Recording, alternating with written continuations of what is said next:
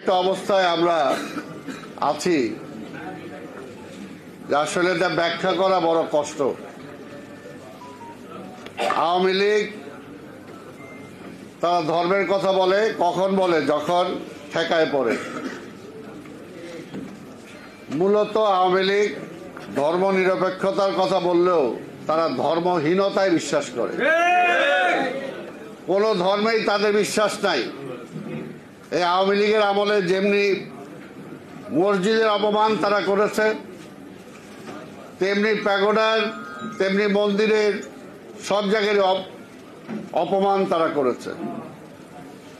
তারা শুধুমাত্র ক্ষমতার জন্য এমন কোনো কাজ নাই যে তারা করে নাই, এমন কোনো কাজ নাই। তাই আজকের দেশটাকে তারা রসাতলের দিকে ঠেলে দিয়েছে। এবং এইখানে আমরা যারা আজকে আছি, বাংলাদেশে যারা বসবাস করি, বাংলাদেশে আমাদের থাকতে হবে। এই সরকার যদি আরো কিছুদিন থাকে, তাহলে আপনারা আমরা কেউ ধর্মকর্ম সঠিকভাবে করতে পারবো কিনা সেই ব্যাপারে সন্দেহ আছে। এবং একজন সঠিক মুসলমান হিসাবে, ইমানদার মানুষ হিসাবে বেঁচে থাকতে পারবো কিনা সেটাও সন্দেহ আছে। কারণ সমস্ত জায়গায় আজকে দুর্নীতি, সমস্ত জায়গায় দুর্নীতি, ঘুষ, উপঢৌকন ছাড়া কোনো কিছু হয় না। আর বর্তমান অর্থনৈতিক অবস্থা এমন পর্যায়ে নিয়ে ঠেকিয়েছে, কোনো পরিবার, সচ্ছল পরিবার যদি 20-25 হাজার টাকা ঢাকা শহরে ইনকাম থাকে, তাহলে বুকে হাত দিয়ে বলতে পারবে না যে সৎ পথে সে এই ঢাকা শহরে বেঁচে আছে। যে কোনোভাবে, কোনো না কোনোভাবে অন্যায়ের সাথে তার আপোষ করতে হচ্ছে, মিথ্যার সাথে আপোষ করতে হচ্ছে। এর বাইরে বেঁচে থাকার কোনো সুযোগ নাই। তাই আজকের এটা আমাদের প্রতি ফরজ হয়ে গেছে, একটু পানি দিও, আমাদের প্রতি ফরজ হয়ে গেছে যাতে এই আমরা যদি আমার ঈমান আকীদা নিয়ে বেঁচে থাকতে চাই, তাহলে যত দ্রুত সম্ভব এই ধর্মহীন সরকারকে ক্ষমতা থেকে নামানো, এটা আমার একটা ফরজ কাজ হয়ে গেছে।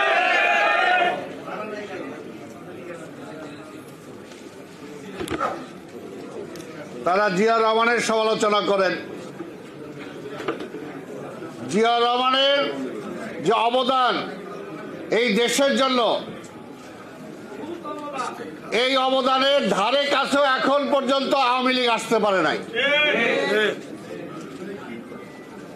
যেমনি মুক্তিযুদ্ধে তার অবদান, মুক্তিযুদ্ধের পরে এই দেশটাকে গড়ে তোলার তার অবদান, এবং এই দেশের মানুষকে খাইয়ে পরিয়ে শিক্ষার যে ব্যবস্থা, সেদিকে যে অবদান, কোনো দিক দিয়ে জিয়াউর রহমানকে খাটো করা যাবে না।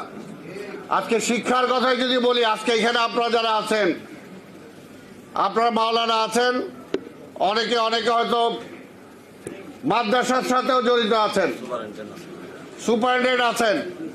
আজকে এমন ব্যবস্থা, শিক্ষা যে ব্যবস্থাটা আজকে বাংলাদেশে চালু হয়েছে, আমাদের ছেলে মেয়েদেরকে কি শিক্ষা দেওয়া হচ্ছে, এই ব্যাপারে কি আমরা সজাগ? এই ব্যাপারে আমরা সজাগ না। আমার ভবিষ্যৎ প্রজন্মকে তারা কোন দিকে ঠেলে দিতে চাচ্ছে, আমরা কি এটার জন্য যে জোরালো, যে একজন মুসলমান হিসাবে, একজন ইমানদার হিসাবে এটার যে প্রতিবাদ করা দরকার, আমরা কি সেই জোরালো প্রতিবাদ করছি? করছি না। কিন্তু একজন মানুষ হিসাবে, একজন পিতা হিসাবে, একজন মা হিসাবে, একজন ভাই হিসাবে এটা প্রতিবাদ করাটা এই মুহূর্তে ফরজ হয়ে গেছে। যে সমস্ত শিক্ষা কারুকালামে তারা নিয়ে আসছে, এটা কিন্তু আমরা খুব সিরিয়াসলি নিচ্ছি না। কিন্তু এটা সিরিয়াস ব্যাপার যে ভবিষ্যৎ আমার ছেলে মেয়ে কি হিসাবে তারা গড়ে উঠবে, সেই জিনিসটা কিন্তু আজকে চিন্তা করা দরকার। আজকে যদি আমরা না চিন্তা করি, অবহেলায় সময় যাবে। কিন্তু যে আল্লাহ তো উপরে আছে, আল্লাহ তো উপরে আছে, আমার উপর যে দায়িত্বটা আছে, এই দায়িত্বটা আমি যেখানে আছি সেখান থেকে আমার দায়িত্বটা পালন করা উচিত। এটাকে আমার পালন করা উচিত। আর আমি যদি না পালন করি, তাহলে এই দায়িত্ব আমার উপরেই বর্তাবে। আজকে এমন একটা অবস্থায় দেশ চলে গেছে, আল্লাহ কি বেনজিরে ছাড়ছে? ছাড়ছে? আওয়ামী লীগ কি চাইলেও তারা এখন তার পাশে দাঁড়াইতে পারতেছে? দাঁড়াইতে পারতেছে না, দাঁড়াইতে পারতেছে না। দেখে আল্লাহ কখন যে কার বিরুদ্ধে কোন মাইট তৈরি করে রাখছে একমাত্র উনিই জানেন, একমাত্র উনিই জানেন। আরে এত টাকা পয়সা, এত অগাধ সম্পত্তি অবৈধভাবে কামাইছে, আজকে দুনিয়ায় বেঁচে থাকা অবস্থায় এই সম্পদ তার একটা বোঝা হয়ে গেছে, বোঝা হয়ে গেছে না? এটা কি সম্মানের সাথে সে বলতে পারতেছে? বলতেও পারতেছে না, এটাকে গিলতেও পারতেছে না। এইটার জন্য বলবো যে এখনো প্রশাসনে যারা আছে, আমরা বারবার বলি, আজকে দেখেন কি অবস্থা। আজকে বেনজির তো পালাইছে, আমাদের নেতারা তো দেশ থেকে বাইরে যাইতে হলে ওই এয়ারপোর্টে কতক্ষণ বসে থাকতে হয়। আজকে কি অবস্থা আমাদের কর্মীদের। এখনো যারা প্রশাসনে আছেন তাদেরকে বলতে চাই, এই মুহূর্তে আমাদের ঢাকা মহানগরীতে এমন নেতা আছে যে আজকে তার হার্টের অবস্থা খারাপ, কিন্তু কোন হসপিটালে নিব এটা আমরা বলতেও পারছি না, তার চিকিৎসাটাও ঠিক মতো করাতে পারছি না। আমার ধানমন্ডি থানার সাবেক সভাপতি ছিল কমিশনার বাবুল, আজকে নজরুলও চিনবে, এরাও চিনবে যে কি হয়েছিল তার। সে চরম অসুস্থ থাকা অবস্থায় সে চলে গেছে শ্বশুর বাড়িতে, সেইখানে পর্যন্ত পুলিশে হামলা করছে। ওইখান থেকে যে এক হসপিটালে গেছে সেইখানেও তারে ধরার জন্য চলে গেছে। তারপর সেইখান থেকে গ্রামে সে মাঠে ছিল, এবং সেই অবস্থায় তাকে মৃত্যুবরণ করতে হয়েছে। এবং এইটাও দেখেন, তার লাশ যখন নিয়ে আসে তার বাড়িতে ধানমন্ডিতে, তখন যখন আমি যাই তখন আমার এক কর্মী বলতেছে যে সালাম ভাই, আমি ওসি সাহেবের খবর দিয়ে আসছি যে বাবুল ভাইকে আনা হয়েছে, আপনারা নিয়ে যান। বলে নিয়ে যান। এই হলো অবস্থা। অর্থাৎ মৃত আইসে, এতদিন তো খুঁজছেন, তো বাড়িতে তো আইসে, লয়ে যান। আজকে এই হলো অবস্থা। আজকে দুর্নীতিবাজ বেনজিরকে তারা ধরতে পারে না, আবার বলে তার সাথে আমাকে কোনো সম্পর্ক নাই। এই বেয়াদব ওবায়দুল কাদের আজকে মিথ্যা কথা বলে, আজকে এটা ভণ্ড, আজকে এটা ভণ্ড, আজকে তার নেত্রী হলো ভণ্ড, নির্লজ্জ, বেহায়া, লজ্জা শরম নাই। আজকে কথায় যখনই দেশ চালাইতে পারে না তখনই বলে তারেকরে আনতেছি। এবার তারেক কি করছো? তারেক কি করছে? নিজে যা দেশ চালাইতে পারে না, হাজার কোটি টাকা লুটপাট হয়ে যেতেছে, ব্যাংকগুলো খালি হয়ে যেতেছে। এই পরশুদিনও দেখলাম ইসলামী ব্যাংকের বোল্টের থেকে সোনা চুরি হয়ে গেছে। কারা করছে? এটাও কইব তারেক। এইটাও বিএনপি। কদিন আগে ঝড় আইছিল, বললো এইটাও বিএনপি আনাইছে ঝড়। নিজেরা দেশ চালাইতে পারে না।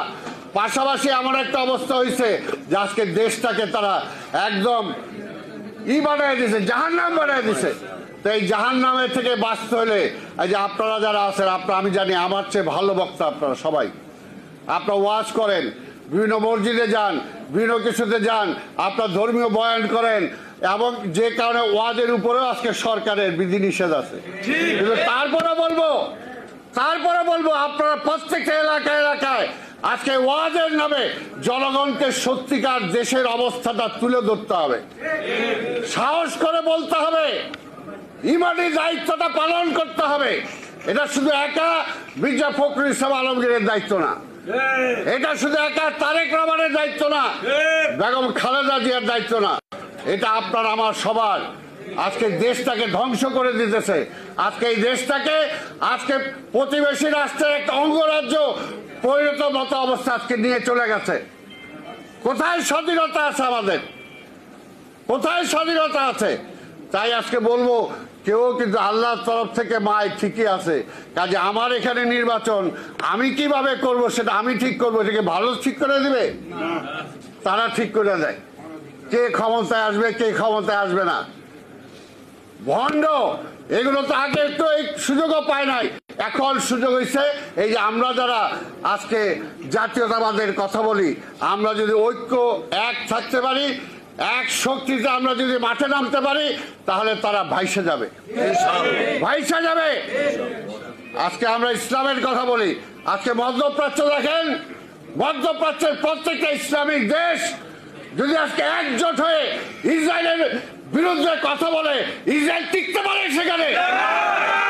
ঠিক তেমনি আমাদের অবস্থা তাই। আজকে বুঝতে হবে, কাজে সেটার জন্য আজকে আমাদের সবাইকে ঐক্যবদ্ধ হয়ে আজকে আন্দোলন করে তোলা ছাড়া আবার নিজের স্বার্থে, এটা এমন না যে খালেদা জিয়ার স্বার্থে, এটা এমন না যে তারেক রহমানের স্বার্থে, এটা আপনার আমার সবার স্বার্থে। আজকে ফরজ, যেটা আমি প্রথমে বলছি, এই হাসিনাকে ক্ষমতা থেকে নামানো, নাই আমার ইমান আকিদা সব শেষ। একবার মক্কায় মদিনা যায় বলে ওই সনদ অনুযায়ী আমি দেশ চালাবো, আরেকবার ভারতে যায় বলে ওদের মত অনুযায়ী দেশ চালাবো, আবার বলে আমি আমেরিকার ইংল্যান্ডের মতো গণতন্ত্র দিব। আসলে ভণ্ড কোনোটাই না, কোনোটাই না। আজকে ক্ষমতায় থাকার জন্য এই বেনজির, এই আজিজদের উপর নির্ভর করে আজকে এখানে ক্ষমতা আসছে। তাই বুঝেন, অন্য যারা আছে এখনো যদি না বুঝেন, পানি দাও,